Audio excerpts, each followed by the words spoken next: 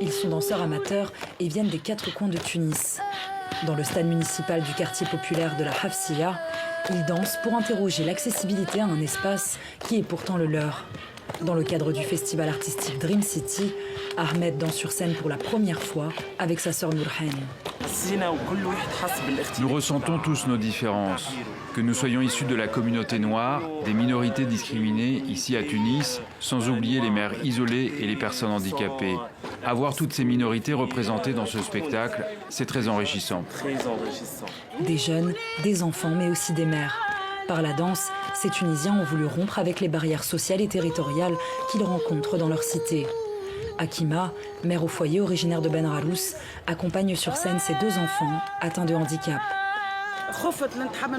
J'avais peur de monter sur scène avec mes enfants, d'avoir cette responsabilité et de ne pas l'assumer.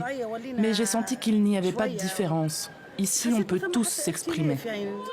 Ils sont sous la direction du chorégraphe français Andrew Graham et également sont présents plusieurs danseurs professionnels.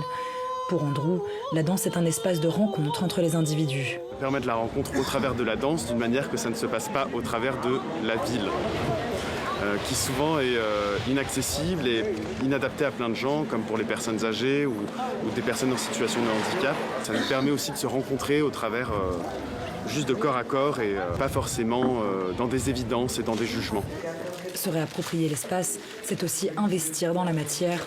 Dans la Médina, ces jeunes fabriquaient un vase à partir de matières déchets retrouvées dans le quartier.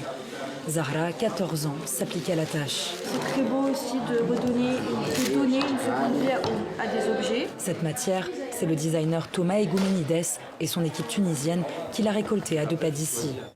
C'est des bobines de fil de chez les tisserands de la Médina. Donc tout ça, c'est des trésors qu'on trouve chez les artisans.